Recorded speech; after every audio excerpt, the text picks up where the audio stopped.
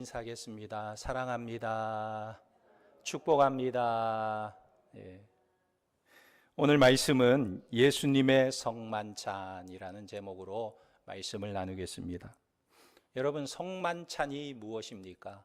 우리가 방금 성만찬을 했는데 성만찬이 무엇일까요? 예수님께서 죽으시기 전에 제자들에게 베푸신 마지막 식사입니다. 우리는 어떤 의미가 있는 날에는 함께 모여 식사를 합니다. 예를 들어서 아이가 태어나서 첫돌이 되면 함께 모여서 식사를 해요. 또 이 아이가 자라서 결혼을 하게 되면 또 많은 사람들을 초대해서 함께 식사를 합니다. 그리고 부모가 한갑이 되면 함께 모여서 식사를 합니다. 오늘 예수님께서 베푸시는 만찬도 바로 이런 의미가 있는 것입니다. 이제 내가 죽게 되었는데 너희를 위해 내 살을 찢고 내 피를 흘려 너희들의 모든 죄를 씻기 위해서 이제 십자가의 길로 골고다 언덕길로 간다는 것을 의미하고 있는 것입니다. 그럼 오늘 우리는 예수님께서 베푸시는 이 성만찬을 통해서 무엇을 깨달을 수 있을까요? 첫째는 이 성만찬은 일상의 거룩을 우리에게 요구하고 있는 것입니다. 주님께서 제자들에게 성만찬을 베풀고 나를 기념하라 말씀하신 것은 너희 삶이 이제는 거룩한 삶으로 구별되게 하라는 말씀이에요. 나를 기념하라. 이 만찬을 대할 때마다 나를 기념하라 그랬어요. 오늘 말씀 22절에 저희가 먹을 때에 예수께서 떡을 가지사 축복하시고 떼어 제자들에게 주시며 가라사대 받으라 이것이 내 몸이니라 하시고 또 잔을 가지사 사례하시고 저희에게 주시니 다 이를 마시매 그랬어요. 24절에도 가라사대 이것은 많은 사람을 위하여 흘리는 바 나의 피 곧 언약의 피니라. 여기서 주님은요 떡을 떼어 나누시고 또 잔을 나누셨습니다. 가만히 생각해 보면 예수님께서 베푸시는 만찬은 유월절 만찬이어야 하는데 사실 예수님이 베푸시고 있는 이 만찬을 보면 유월절 전에 식사인 것을 알 수가 있는 것입니다. 만약에 예수님께서 유월절 만찬을 베푸셨다면 예수님이 제자들과 먹는 이 만찬은 어린 양이었을 거예요. 어린 양을 잡아서 만찬을 베풀어야 했을 것입니다. 그런데 오늘 예수님께서 저들과 함께 나누는 음식을 보면 양고기가 아니라 떡을 떼고 있고 잔을 나누는 것을 볼 수가 있습니다. 마가복음 14장 12절에 보면 유대인들은 반드시 유월절에 어린 양을 잡는 것을 보게 돼요. 어린 양을 잡아서 어린 양을 먹는 것입니다. 12절에 무교절의 첫날 곧 유월절 양 잡는 날에 제자들이 예수께 여짜오되 우리가 어디로 가서 선생님으로 유월절을 잡수시게 예비하기를 원하시나이까 하매. 그러니까 이 유월절의 만찬은 어린 양을 잡아야 하는 거예요.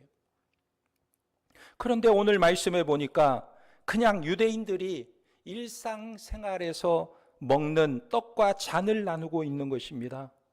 유월절에 어린 양으로 식사를 하지 않고 그냥 일상에서 먹는 떡과 포도주를 마시고 있다는 거예요. 이것은 제자들과 함께 예수님이 그냥 평범한 일상의 식사를 하고 있는 것입니다. 우리식으로 말하면 밥과 국을 먹고 있는 거예요. 밥과 국을 가져다 놓고 만찬을 베풀고 있는 것입니다. 왜 이렇게 하셨을까? 기왕이면 유월절 양을 잡아서 양고기로 했으면 더 의미가 있고 기억에 생생하게 남았을 텐데 왜 이렇게 하셨을까 생각이 듭니다. 왜 평소에 먹던 일상의 음식으로 만찬을 베푸셨을까? 주님께서 이렇게 하신 것은 분명한 이유가 있습니다. 저는 가끔 밥을 먹을 때마다 돌아가신 어머니 생각이 나요. 언제 그런 생각이 드냐면 우리 어머니는 육식보다는 채식을 좋아하셨어요. 산나물을 뜯어가지고 나물을 말려서 볶아서 비빔밥을 잘해 드셨습니다. 또 거기다가 이 감자를 삶아가지고요, 비빔밥에 같이 넣어서 고추장을 넣고 보리밥을 넣고 막 비벼서 먹으면 그렇게 맛있어 하셨어요. 그래서 제가 비빔밥을 먹을 때마다 어머니 생각이 나요.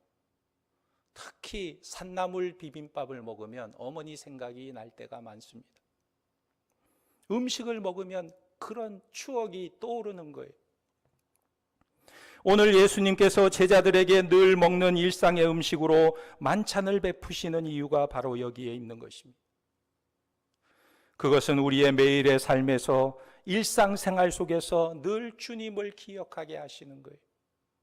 한순간도 잊지 말라는 것입니다. 너희가 어떤 존재인지, 어떻게 구별된 존재인지 잊지 말고 식사 때마다 나를 기억하고 나를 생각하면서 거룩함을 잃지 말라고 주님께서 말씀하고 있는 것입니다. 그래서 일상에 늘 자주 먹는 음식으로 만찬을 베푸신 거예요. 만약에 우리 주님께서 6월절에 특별한 어린 양으로 만찬을 했으면 저들은 틀림없이 1년에 한 번만 6월절 만찬을 기억했을 겁니다. 그러나 주님은 매일 먹는 일상의 음식으로 만찬을 베푸셨기에 저들이 매일 빵을 먹고 잔을 마실 때마다 주님께서 마지막 베풀어 주신 그 만찬을 생각하게 되는 거예요. 주님의 살을 떼어 주심과 주님의 보혈의 피를 흘려 주심을, 그 구속과 은총과 제사함을 생각하면서 그들이 밥을 먹을 때마다 우리가 구별된 존재이구나, 구별된 삶을 살아야겠구나 생각하게 되는 것입니다. 그러므로 우리는 매일매일 우리가 밥을 먹으면서도 주님을 생각할 수가 있는 것입니다. 사실 주님은 평소에 얼마나 공생의 사역 기간에 떡 이야기를 많이 하셨는지 모릅니다. 마지막 제자들에게 떡을 떼어 주시면서 그 의미를 말씀해 주셨지만 우리 주님은 태어나실 때부터 공생의 사역을 시작하셨을 때에도 또 십자가에 못 박히시기 전까지 줄곧 주님께서 하신 말씀이 뭐냐면 떡 이야기를 하셨어요. 떡에 대한 이야기를 많이 하셨습니다. 나는 생명의 떡이라, 이 떡을 너희에게 주노라. 예수님은 이 떡을 말씀하시면서 자기가 마지막에 자신의 살을 떼어 주시는 것을 예표하신 것입니다. 예수님이 이 모든 일을 태어날 때부터 작정하셨습니다. 여러분, 예수님이 이 땅에 태어나실 때 어디에서 태어나셨습니까? 베들레헴에서 태어나셨어요. 사실 예수님은요, 예수님이 어렸을 때 살았던 동네가 베들레헴이 아니에요. 저 북쪽 갈릴리 지방 나사렛이라는 동네에서 예수님이 잉태되어서 그곳에서 어머니 뱃속에서 만삭이 될 때까지 자랐어요. 그런데 어느 날 갑자기 나사렛에서 베들레헴으로 이동해서 베들레헴, 유대 땅 베들레헴 마구간에 가서 마리아가 예수님을 낳은 것입니다. 이 베들레헴의 뜻이 뭐냐면 베이트, 집이란 말이에요. 레헴, 빵이란 말이에요.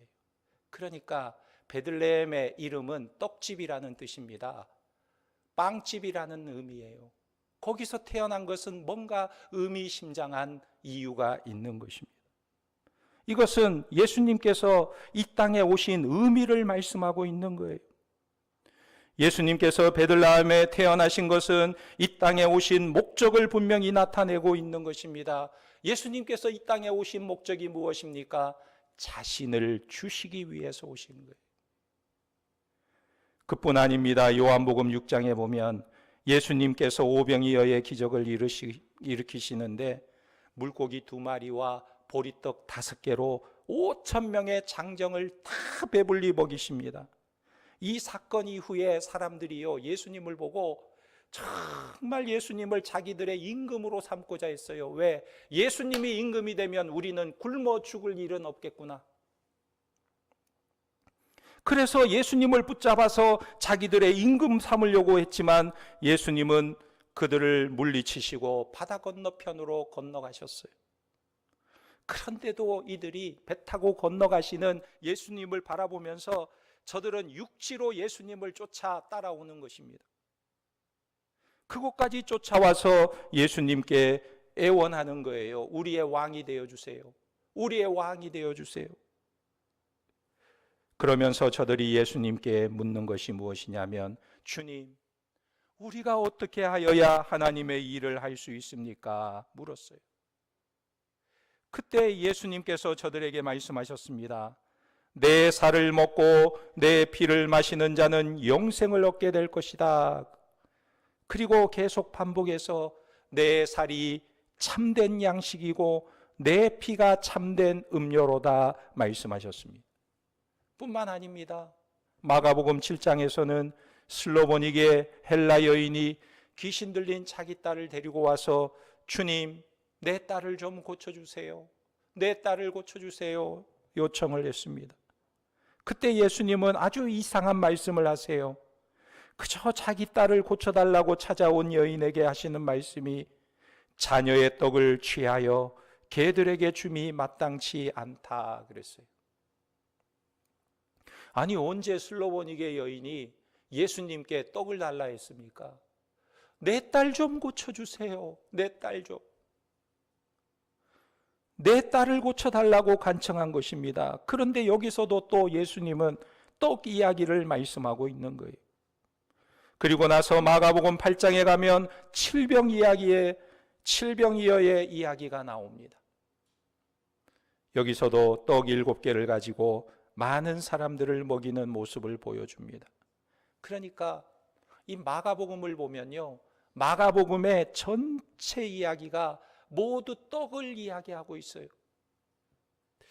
그러므로 이 떡은 무엇을 의미하고 있습니까? 바로 우리 예수님의 자신의 살을 이야기하고 있는 것입니다. 자신의 몸을 제물로 주실 것을 주님께서 예표하고 있는 것입니다. 우리 예수님께서 이 땅에 오신 것은 자신의 몸을 제물로 주시고 우리를 살리려고 이 땅에 오신 거예요. 이것을 위해 예수님께서 인간의 몸을 입고 이 땅에 태어나신 것이고 공생의 사역을 하시고 십자가를 지신 것입니다. 그래서 마가복음서에 보면 모든 기적의 사건 속에 떡 이야기가 등장하고 있는 거예요. 예수님이 태어나실 때에도, 공생의 사역을 하실 때에도, 병자를 고칠 때에도 언제나 예수님께서 나타내고자 하셨던 것은 내 떡을 받아 먹으라 그랬어요. 너희가 이 세상에서 문제를 해결하고 어려움을 풀고 병고침을 받고 하는 일이 잘 되고 사업이 잘 되고 너희가 이 땅에서 성공하는 것이 문제가 아니라 내 떡을 먹으라. 내 떡을 먹으라. 주님께서 저들에게 말씀하고 있는 거예요. 중요한 것은 주님이 떼어주시는 그 떡을 먹는 것이 중요한 것입니다. 그러므로 오늘 우리는 이 성찬식에서만 주님을 생각하는 것이 아니라 매일매일 삶 속에서, 우리의 일상생활 속에서 주님을 기념하는 자들이 되어야 할 줄 믿습니다. 우리가요, 밥을 먹을 때마다 기도하고 밥을 먹잖아요. 예수님의 이름으로 기도하면서 밥을 먹지 않습니까? 주님을 생각하는 거예요. 제가 가끔 식당에 가서 밥을 먹을 때 기도하면 사람들이 쳐다봐요.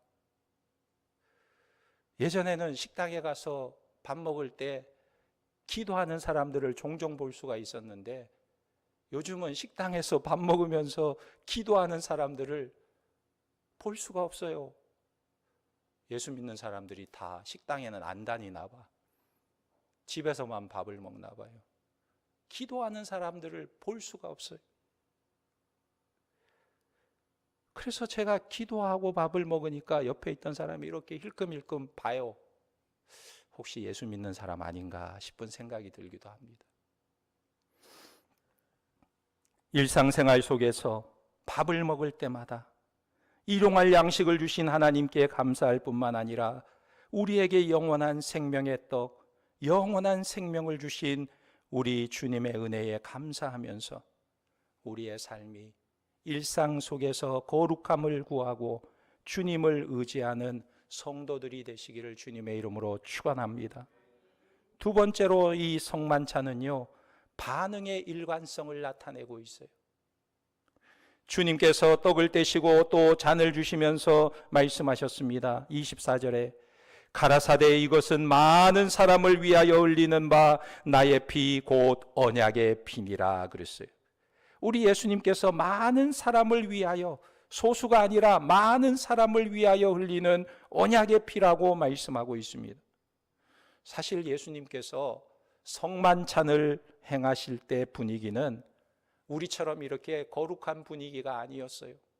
엄숙한 분위기도 아니었습니다. 도무지 성만찬을 행할 분위기가 아니었어요. 왜 그런지 아십니까? 예수님께서 성만찬을 베푸실 때 그 자리가 아주 어수선했습니다. 오늘 말씀 1절 2절에 보면 이틀을 지나면 유월절과 무교절이라 대제사장들과 서기관들이 예수를 궤계로 잡아 죽일 방책을 구하며 가로되 민요가 날까 하노니 명절에는 말자 하더라 그랬어요. 지금 대제사장과 서기관들이 예수님을 잡아 죽일 궁리를 하고 있는 거예요. 그뿐 아닙니다. 10절에 보면 12 중에 하나인 가룟 유다가 예수를 넘겨주려고 대제사장들에게 가매 저희가 듣고 기뻐하며 돈을 주기로 약속하니 유다가 예수를 어떻게 넘겨줄 기회를 찾더라 그랬어요. 지금 예수님의 제자 중에 하나가 예수님을 배신할 기회를 엿보고 있는 중이에요. 그리고 그 분위기가 얼마나 험악했는지 18절에 다 앉아 먹을 때에 예수께서 가라사대 진실로 너희에게 이르노니 너희 중에 한 사람 곧 나와 함께 먹는 자가 나를 팔리라 하신대 저희가 근심하며 하나씩 하나씩 여짜오되 내니이까 그랬어요. 내니이까. 예수님께서 만찬을 베푸시면서 여기 있는 사람 중에 나와 함께 먹는 자가 나를 배신할 것이다 이렇게 말씀하시자 제자 중에 어떤 이들이 주님 내니이까? 나입니까? 내가 그입니까? 놀라서 묻는 거예요. 나는 아니지요. 나는 아니겠지요. 분위기가 지금 엉망이 되어 있습니다. 여러분 상황이 이 정도가 되면 우리 예수님의 마음이 어떤 생각이 들겠습니까? 예수님께서 이 땅에 오실 때부터 모든 사람을 대속하기 위해서 저들을 구원하기 위해 저들의 죄를 씻어주시기 위해 떡집 베들레헴에 태어나셨고 자신을 주시기 위해 떡에 대해서 늘 말씀하셨고 대제사장들과 서기관은 예수님을 죽이려고 하고 예수님을 따르던 제자들은 늘 높은 자리를 차지하려고 저들끼리 다투기도 하고 그 중에 한 사람은 예수님을 팔아넘길 기회를 호시탐탐 노리고 있는 상황입니다. 이런 모습을 보시는 주님의 마음이 어떠하겠어요? 그만두자. 다 취소하고 싶은 마음이 들지 않겠습니까? 내가 너희를 위해 내 살을 주고 내 피를 흘린들 너희에게 내가 무엇을 기대할 수 있겠느냐? 이런 마음이 들지 않겠습니까? 그런데도 예수님은 이런 분위기 속에서도 조금도 흔들리지 않고 변함이 없으셨어요. 주님은 예정대로 말씀에 기록한 대로 묵묵히 일관성을 가지고 주님이 오신 목적과 하나님의 뜻대로 기록된 말씀대로 자기의 일을 묵묵히 행하시는 모습을 보여주고 있는 거예요. 전혀 깨닫지 못하고 만찬의 의미를 알지 못하는 제자들에게 주님은 여전히 자신의 떡을 떼어주고 잔을 나눠주는 모습을 보여주고 있는 것입니다. 우리도 주님의 뜻을 행할 때, 하나님의 일을 행할 때 시험들 만한 일이 일어납니다. 외부에서 내부에서 우리의 마음과 감정을 자극하는 일들이 일어납니다. 내가 주님을 위해 헌신하고 뭔가 봉사하려고 하면 꼭 마음을 상하게 하고 방해하는 일들이 일어날 수 있어요. 그러나 그럴 때에도 우리는 어떻게 해야 됩니까? 우리는 하나님의 말씀대로 기록된 대로 주님처럼 묵묵히 변함없이 일관성을 가지고 하나님의 일을 행하고 있느냐? 우리는 언제나 일관되게 하나님의 말씀대로 묵묵히 길을 걸어가야 할 줄 믿습니다. 우리에게 중요한 것은요, 기록된 하나님의 말씀인가? 아니면 사람들이 나를 어떻게 대우하느냐? 사람들은 이 둘 중에 한 가지에 쏠릴 수가 있어요. 대부분의 사람들이 신앙생활하는 모습을 보면 하나님의 뜻이 무엇인가? 하나님의 약속이 무엇인가? 하나님이 말씀하시는 것이 무엇인가? 이것을 먼저 생각하기보다는 사람들이 나를 어떻게 생각하는가? 사람들이 나를 얼마나 인정하는가? 사람들이 나를 어떻게 대우하느냐? 이것에 의해서 우리의 삶이 좌우되고 움직일 때가 있습니다. 오늘 예수님은 십자가를 지시는 일에 집중하셨어요. 이 성만찬이, 마지막 만찬이 치욕스럽고 엉망이 된 상태에도 주님은 묵묵히 그 길을 걸어가시는 것입니다. 단순하게 하나님의 기록된 말씀대로 하나님께 집중하고 저들에게 만찬을 베푸신 것입니다. 우리의 헌신도 마찬가지. 십자가를 지기로 했으면 십자가를 지는 것이고, 하나님께 헌신하기로 했으면 어떤 환경과 상황에도 변함없이 헌신해야 하는 것입니다. 아무도 날 알아주지 않아도, 나를 대우하지 않아도 그 길을 묵묵히 걸어가야 하는 것입니다. 우리가 잘 아는 사랑의 원자탄으로 불리는 유명한 목사님, 손양원 목사님은요, 그가 나환자촌에서 사역을 하면서 환자들을 치료해주고 돌보는데, 심지어는 그들의 고름까지도 빨아주면서 치료되기를 바라며 그들을 돌보고 있었습니다. 그에게는 꿈이 하나 있었는데, 하나님 나라를 이루고자 하는 꿈이 있었어요. 특히 자기의 정말 사랑하는 두 아들, 이 두 아들이 다 훌륭한 목회자로 세워지기를 꿈꾸고 있었습니다.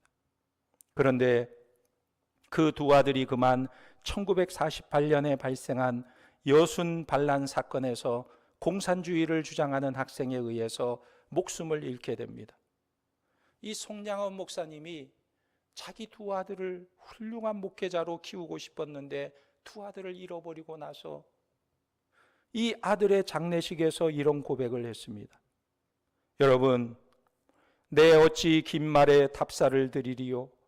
내가 아들들의 순교를 접하고 느낀 몇 가지 은혜로운 감사의 조건을 이야기함으로써 답사를 대신할까 합니다. 손양원 목사님이 아들이 죽고 나서 느낀 감사가 9가지래요. 그 9가지 여러분들 들어보셨을 거예요. 첫째는, 나 같은 죄인의 혈통에서 순교의 자식들이 나오게 하셨으니 하나님께 감사합니다. 둘째, 허다한 많은 성도 중에 어찌 이런 보배들을 주께서 하필 내게 맡겨주셨는지 그 점 또한 주께 감사합니다. 셋째, 삼남 삼녀 중에서도 가장 아름다운 두 아들 장자와 차자를 바치게 된 나의 축복을 하나님께 감사합니다. 넷째, 한 아들의 순교도 귀하다 하거늘 하물며 두 아들의 순교일이요 하나님 감사합니다. 다섯째, 예수 믿다가 누워 죽는 것도 큰 복이라 하거늘 하물며 전도하다 총살 순교 당함이리요 하나님 감사합니다. 여섯째, 미국 유학 가려고 준비하던 내 아들 미국보다 더 좋은 천국에 갔으니 내 마음 안심되어 하나님 감사합니다. 일곱째, 나의 사랑하는 두 아들 총살한 원수를 회개시켜 내 아들 삼고자 하는 사랑의 마음을 주신 하나님께 감사합니다. 여덟째, 내 두 아들의 순교로 말미암아 무수한 천국의 아들들이 생긴 것이 믿어지니 우리 아버지 하나님께 감사합니다. 아홉째, 이 같은 역경 중에서 이상 8가지 진리와 하나님의 사랑을 찾는 기쁜 마음, 여유 있는 믿음을 주신 우리 주 예수 그리스도께 감사합니다. 여러분, 일관성이 있었어요. 내가 주를 위해 이렇게 섬기는데 하나님 왜 내 두 아들을 데려가십니까? 원망하지 않았어요. 주를 섬기는데 어떤 어려움이 와도 내 두 아들을 데려가신 것에 변함없는 감사의 조건으로 그의 삶이 고백되는 일관성을 보여주고 있는 것. 하나님의 약속을 믿고 하나님의 구원을 믿고 하나님이 베푸신 은혜에 감사하기에 고백되는 말인 것입니다. 진정 어린 감사가 그의 마음을 통해서 우러나고 있는 거예요. 우리의 일관성은 어떤 모습입니까? 주를 따르고 주를 섬기면서 변치 않는 일관성이 우리에게 있습니까? 우리 주님처럼 많은 믿음의 선조들처럼 변함없이 주님을 따르고 하나님의 뜻을 위하여 헌신하고 봉사하며 섬기는 하나님의 백성들이 되시기를 예수님의 이름으로 축원합니다. 아멘. 기도하겠습니다. 하나님 아버지, 우리의 죄를 위하여 십자가에 죽으시고 우리를 구속하시고 억만 죄악을 다 용서해 주신 주님의 은혜에 감사를 드립니다. 그 구속의 은혜를 확신하는 자들이 되기를 원합니다. 이 세상에서 어떤 환경과 형편 속에서도 두려움과 염려 가운데 살지 않는 인생 되기를 원합니다. 하나님께서 우리에게 베푸신 은혜, 우리 예수님께서 우리를 살리기 위하여 베풀어 주신 그 성만찬의 놀라운 비밀과 확실히 소유하고 하나님의 나라를 꿈꾸며 저 영원한 천국을 바라보며 이 땅에서 소망 가운데 살아가게 하시고 예수 그리스도를 알지 못하는 자들에게 이 복음의 비밀, 복된 소식을 증거하며 전파하는 우리의 모습이 되게 도와주시옵소서. 예수님의 이름으로 기도하옵나이다. 아멘.